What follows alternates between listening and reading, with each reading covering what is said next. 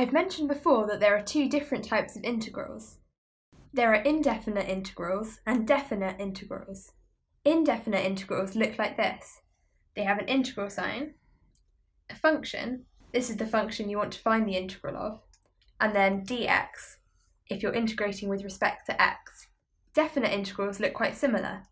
They also have an integral sign, a function, and then dx. But the difference is that they have a number at the bottom and the top of the integral sign. So they have a at the bottom and b at the top. For instance, it could be -2 at the bottom and 5 on the top. The numbers at the bottom and the top are called the limits of integration. What do these two different types of integrals mean? Well, indefinite integrals, as we've seen before, are answering the question, what function, when differentiated, gives us f of x? Definite integrals, on the other hand, answer the question, what is the area under the curve of f of x from x equals a to x equals b?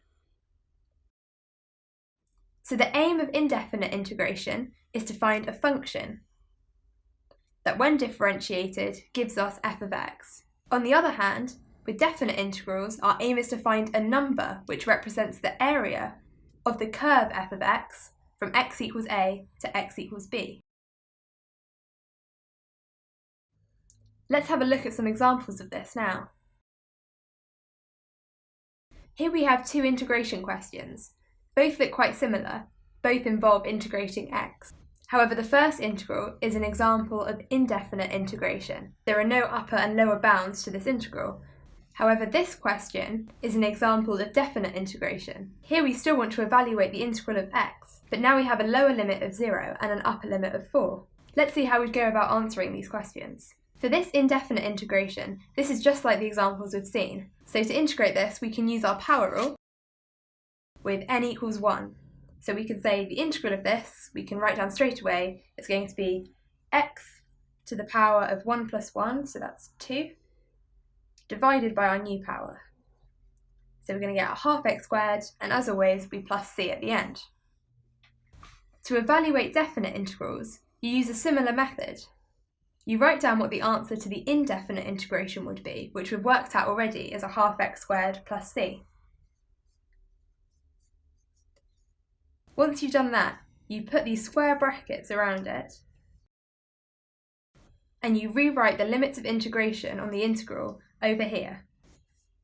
What this notation means is that you have to evaluate the contents of this bracket, first by substituting in x for 4, and then you subtract the value of this bracket evaluated when x equals 0. So you would write this equals, and we now move to curly brackets. This is just the convention of notation. To start with, we substitute in x equals 4.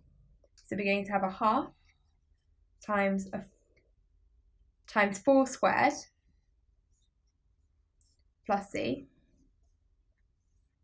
And then we subtract, we always subtract here, this bracket evaluated when x equals 0. So that's going to be a half times 0 squared plus c. Let's simplify this further. So 4 squared is 16, so we're going to have this equals a half times 16. I'm using the dot notation for multiplication here, plus c, minus, so we can keep our brackets for the moment, minus, so 0 squared is just 0, so a half times 0 is 0 here, and 0 plus c is going to be c, so we're just left with a minus c here. So simplifying this even more, we have a half times 16, which is 8, and then we've got plus c and minus c. So the c's cancel out, which leaves us with our final answer of 8. And this is the answer to this question. The first thing I want you to notice about this process is that here we put a plus c. But if you notice, throughout the workings, the c's got cancelled out in the end. With definite integration, the c's are always going to cancel out. This is because whatever upper and lower limits you have here, when you write out the first bracket minus the second bracket, you're always going to get a plus c, a minus sign, and then the other plus c. So you're always going to end up with a c minus a c. So with definite integration, the c's always cancel. Therefore, it's convention when evaluating definite integrals to not write down the plus c, because we know it's going to cancel out further down the line. So what you'd normally do if you were writing out the answer to this question is you wouldn't write this plus c. So you wouldn't have the plus c anywhere here, and you'd still end up with the same answer of 8. The second thing I want you to think about is what these two different answers mean. If you remember, with indefinite integration, like this first case here, we're aiming to answer the question, what function when differentiated gives us x? As you can see here, this function, a half x squared plus c, when you differentiate this, you multiply down by the power, which gives you 1 in front of the x, reduce the power by 1, which gives you x to the power of 1, so you're just left with an x term here, and then the constant term on differentiation disappears. So you can see that we've answered that question because this function, when differentiated, gives us this function here. How about the second example here? Here we've got the answer of 8.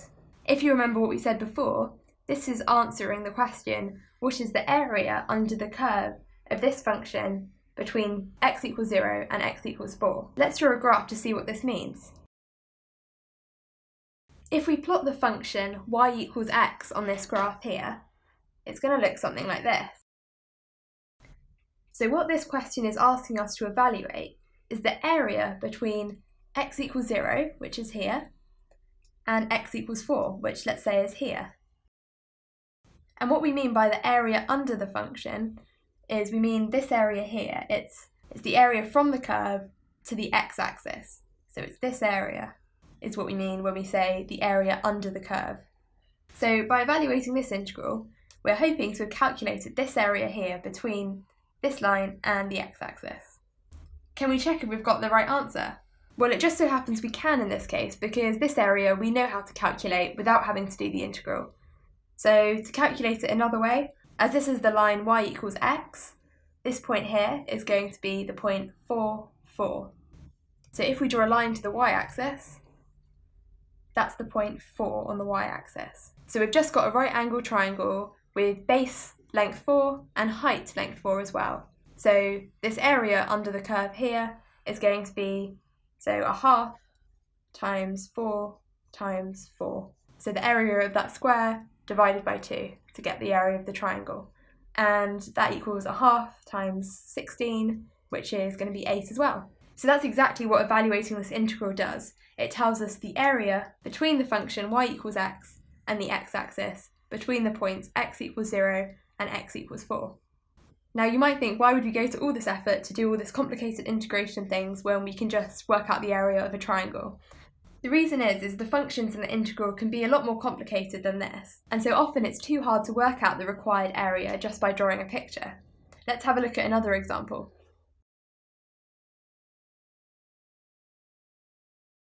Here are two more example questions. Again, the first one is an indefinite integral.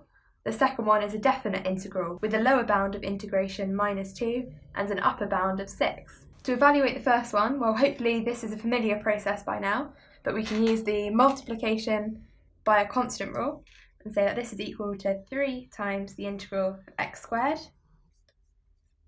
And then we can use our power rule with n equals 2 to say that this is equal to 3 times the integral of x squared, which from the power rule we know to be a third x cubed, and then we plus our c at the end. So 3 times a third is 1, so this is just going to be x cubed plus c. Now with this definite integral, again we can use the multiplication by a constant rule and say this is equal to 3 times the integral from -2 to 6 of x squared. And if you remember the process from before, we can write here 3, and then because we're evaluating this integral with bounds, we then do square brackets. We write down what this integral is, so this is going to be, by the power rule, a third x cubed. We close the square brackets, and we write the bounds of integration on the right-hand side of the bracket. So we write 6 at the top and -2 at the bottom. Notice here how we haven't put the plus c because we showed before that the plus c will cancel out anyway.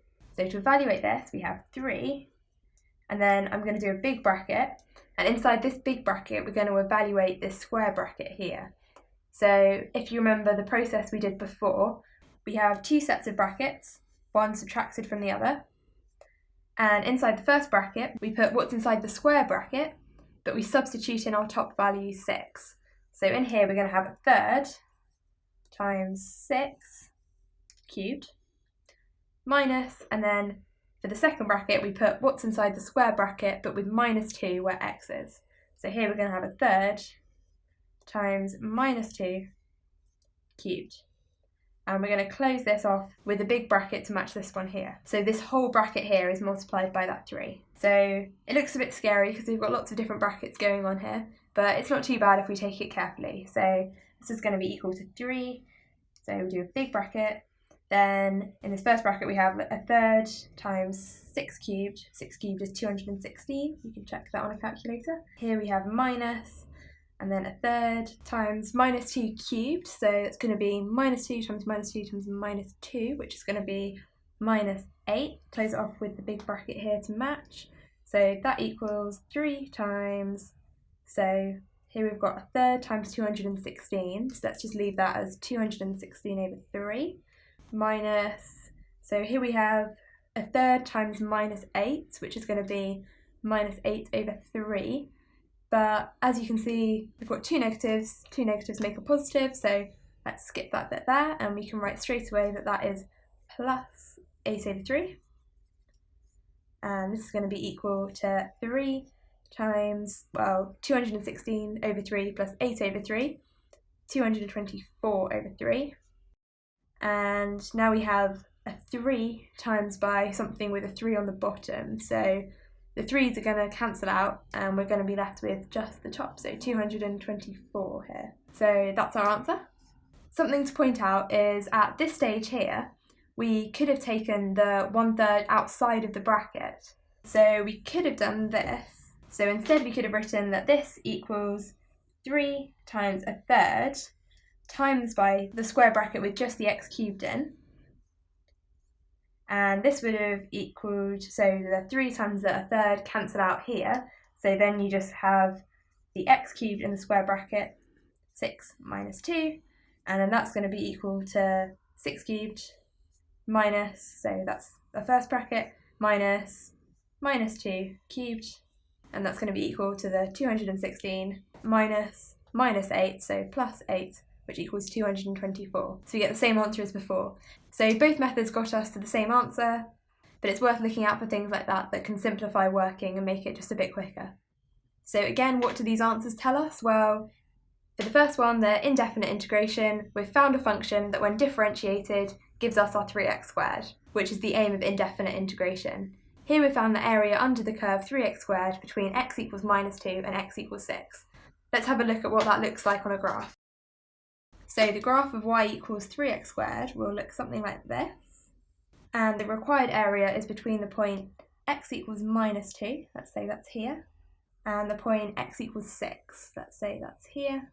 So the area under the curve is the area between the curve and the x-axis, so that's this bit here, plus this bit here. So as you can see, this would be quite a hard area to work out without using integration, so that's why integration is really helpful. So here we've said that the area under the curve y equals 3x squared, this shaded in area between minus 2 and 6, is 224.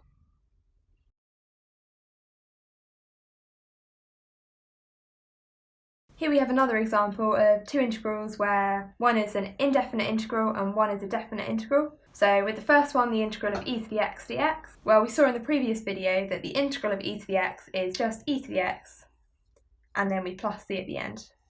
And that's our answer to the first one. For the second one, we have the integral of e to the x with the lower bound of minus 1 and an upper bound of 4. So if we were to evaluate this, we can evaluate the integral of e to the x straight away. So we start by doing our square brackets. We write what e to the x integrated is, that's just e to the x. We close the bracket. We don't do our plus c because that's going to cancel out anyway. We put our top and lower limits on the edge of the bracket, so we have a 4 here and a minus 1 there. And then to evaluate this, we say that this is equal to, and we're going to have two sets of brackets. In the first one, we have what's in the square brackets evaluated at x equals 4. That's going to be e to the 4. And then in the second bracket, we're going to have e to the power of the lower limit, so e to the power of minus 1.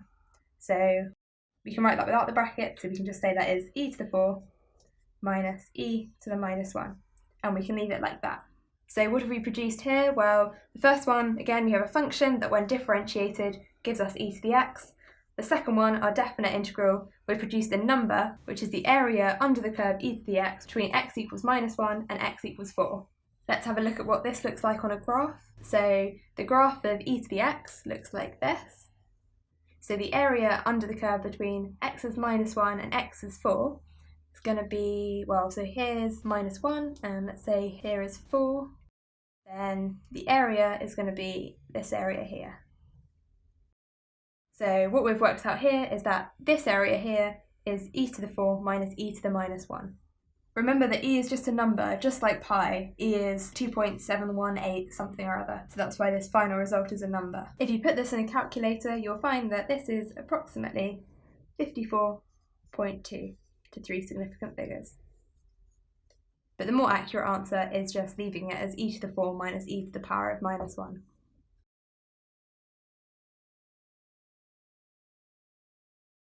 Let's try another example. Here we have two integrals involving sin x, one indefinite, one definite, with the lower bound -pi and the upper bound 0. We know from the last video that the integral of sin x is minus cos x. We can also use this to help. So integrating sin x, so the integral of sin x is going to be minus cos x, as we thought. So this is going to be minus cos x plus c. To evaluate this definite integral, we can evaluate the integral of sin x straight away. So we'll start with the square brackets. The integral of sin x we know is minus cos x. We don't write the plus c because that will cancel out. Close the brackets, then we transfer the limits over here, so we've got 0 at the top and -pi at the bottom. Then we do our two brackets with a negative sign in between. In the first bracket we have minus cos x evaluated at x equals 0, that's minus cos 0. The second bracket, minus cos x evaluated at -pi, so we have minus cos of -pi. To evaluate cos of 0 and cos of -pi, you could put it in a calculator, or what I prefer to do is to draw a quick sketch of what the graph of cos x looks like. So the graph of cos x looks something like this, and here is pi, and here is -pi. And remember, cos and sine vary from 1 to -1.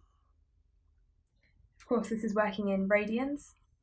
So we now have that cos of 0, or we can see that cos of 0 is going to be 1, so we have -1, minus, and cos of -pi, we can see that cos of -pi is -1.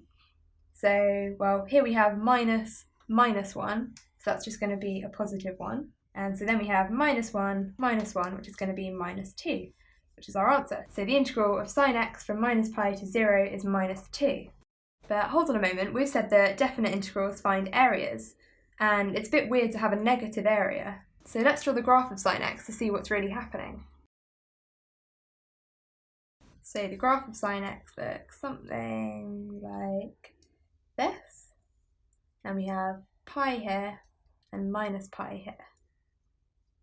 So based on what we've said before, this definite integral should have evaluated the area under the curve sin x between x equals -pi and x equals 0. So this should be this area here. So we've worked out this area to be -2. Now areas should really be positive, but if you notice what happened here, the area is under the x-axis, as opposed to before when we've had it above the x-axis. So in fact what definite integrals do is that they evaluate the area under the curve, but they say it's positive if it's above the x-axis, and negative if it's below the x-axis. If you like, they sort of take the net area underneath the curve. So they take any area that's positive under the curve, which in this case is 0 because there's nothing above the x-axis, and they subtract the area of anything below the x-axis, in this case this whole section here. So while it's correct to say that the integral of sin x from -pi to 0 is -2, if you have an exam question asking for this area here, what you need to do is take the negative of this, because areas should always be positive. So we would say that this area is in fact 2, not -2. This is why it's always really important that if you're asked to find the area under a curve, you draw a picture first. That way you know if you need to adapt the integral in some way in order to find the true area as opposed to the net area that this definite integral gives. Let's see what would happen if we were to change this upper bound to pi instead of 0. Evaluating this, we again do a square bracket, write the integral minus cos x. We put the upper bound, the lower bound. So this is going to be, well, we do our two brackets, a minus sign in between. So we've got minus cos pi minus cos of minus pi. And referring to our graph we drew earlier, cos of pi is minus 1. So we're going to have minus 1, which let's go straight and say is just a positive 1. And here we've got a minus, and then cos of minus pi also is minus 1. So again, we've got minus 1, a positive 1. So here we've got 1 minus 1, which is 0. So the integral of sine x from minus pi to pi is 0. If we sketch on the graph the area that this is evaluating, it's evaluating the section we evaluated before, but it also goes over to this section too. So this helps in our understanding of how definite integrals work. This definite integral has evaluated this section here as positive, but it's evaluated this section here as negative. As these sections have the same area, the two have cancelled each other out, leaving us with the result of 0. So if you were asked to evaluate sine x between minus pi and pi, this would be the correct answer. But if you were asked to find the area, well, we found out before that this section had area 2, and as we can see from the symmetry of the graph, this is the same area. This will also have area 2. So we could write down straight away that the area is 4. If we didn't know that, we could split up this integral, and we could say, well, evaluating the integral from 0 to pi is going to give us the true positive area. So we could also say that the area is equal to, well, we've got this section here from 0 to pi of sine x, and then we could plus this area here. But we know that integrating from minus pi to 0 is going to give us the negative of what we want. So then we could subtract the integral from minus pi to 0 of sine x, in the knowledge that this is going to give us a negative result, so taking the negative of this is going to give us the actual area that we want. So evaluating this, you will also get the answer of 4. This is why you need to be really careful when it comes to definite integrals, to see if the question is asking you to evaluate a definite integral straight out like this, in which case this would be the answer, or if it's asking you to evaluate the area, in which case the answers may not be the same, so you need to do a graph to check, and if necessary, split up the integrals to make sure you get the true area. Say you had a question phrased in a different way. Say you were asked to find the area enclosed between y equals x cubed, the x-axis, and x equals minus 3. So as this question asks for an area, as we said, you should always draw a graph to see what this represents. So the graph y equals x cubed will look something like this. The x-axis is here, and the line x equals minus 3, well, say minus 3 is here, x equals minus 3, going to be this vertical line here. So the area enclosed between these things is this area here. So to answer this question, we want this area here, so we're going to have to use an integral. So you might think we need the integral from minus 3 to 0. However, as we said before, definite integrals take the area to be positive if it's above the x-axis, but negative if it's below the x-axis. So evaluating this integral is going to give us the negative of what we want. So therefore, let's put a negative sign in front here. So if we evaluate negative the integral from minus 3 to 0 of this function here, y equals x cubed, this should give us the area we want. Let's call this area A. And then we can say A equals minus the integral from minus 3 to 0 x cubed. So using the method we've been doing to evaluate definite integrals, we say this is going to be minus, and then using our power rule, this is going to be, so a quarter x to the 4.